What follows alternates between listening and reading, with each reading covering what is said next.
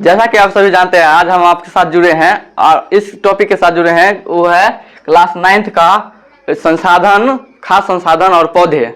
और उसका हम आज शॉर्ट टाइप आंसर कुछ आपको बता सकते हैं। आपके साथ आप हमारे साथ बने रहिए। फर्स्ट क्वेश्चन है, मनुष्य को परपोषी क्यों कहा जाता है? तो हम कह सकते हैं मनुष्य को परपोषी इसलिए कहा जाता है कि वह शरीर के भीतर उत्पादन नहीं कर सकता, क्योंकि इनमें प्रकाश संश्लेषण की क्षमता नहीं होती है। और दूसरा क्वेश्चन है, दाल, अनाज, सब्जियां और फल से क्या प्राप्त होता है? तो हम कह सकते हैं दाल प्रोटीन प्रदान करते हैं, आप सभी जानते होंगे, और अनाज कार्बोहाइड्रेट प्रदान करते हैं, यह ऊर्जा प्रदान करते हैं। फल व सब्जियां विटामिन तथा खनिज प्रदान करते हैं।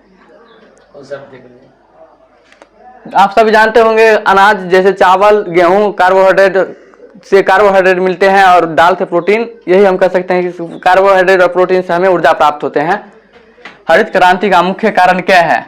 आप जानते होंगे हरित क्रांति से पहले हमारे देश में उन्नत किस्म की बीज नहीं थी, इसलिए बहुत कम मात्रा में फसल उपज पाता था।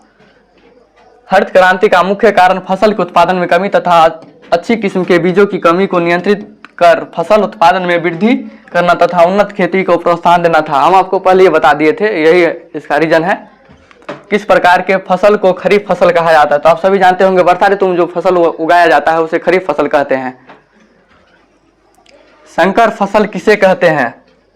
किसी फसल की दो वांछित गुणों वाली पृथक प्रजातियों के मध्य कृत्रिम प्रजनन कराकर एक नवीन प्रजाति विकसित करने को पादप संकरण कहा जाता है। पादप संकरण के फलस्वरूप विकसित नवीन समुन्नत फसल किस्म को संकरण या हाइब्रिड कहते हैं। संकर पौधे में दोनों जनक पौधे के वांछित गुणों का भली भांति सम्मिश्रण होता है।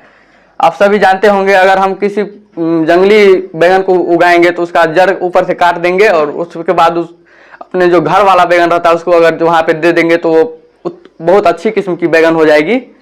तो इसलिए उसको हम फसल संकरण कह सकते हैं, संकर फसल कह सकते हैं। पादप प्रजनन की परिभाषा लिखें। फसल की समुन्नत किस्मों से अनेक लाभ है। ये ज्यादा पैदावार, पूर्व परिपक्वता का बेहतर असर, वांछित गुण, विस्तृत अनुकूलनशीलता वाली अच्छी होती है। तो पादप प्रजनन की परिभाषा को लिखे, हम कह सकते हैं कि ज्यादा पैदावार करने के लिए पादप का प्रजनन अच्छी तरह से होना चाहिए। सूक्ष्म हरे पौधे को अपनी वृद्धि एवं विकास के लिए किले पोषक तत्व की जरूरत होती है। तो देखिए, हम इसका आंसर बता रहे हैं। हरे पौधे की वृद्धि और विकास के लिए 16 पोषक पदार्थ आवश्यक है, जिनमें कुछ सूक्ष्म मात्रिक तो कुछ बृहद मात्रिक तत्व होते हैं। तो इसमें आंसर है किले, मतलब हरे पौधों को विकसित होने के लिए 16 की जरूरत होती है, जिसमें कुछ सूक्ष्म जीव है, कुछ पानी खनिज मिल जाता है वो जल से नीचे से। सूक्ष्म पोषक क्या है?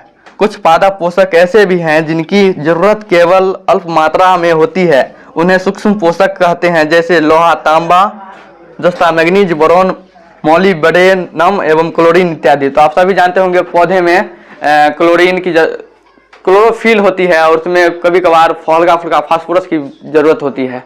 धन्यवाद।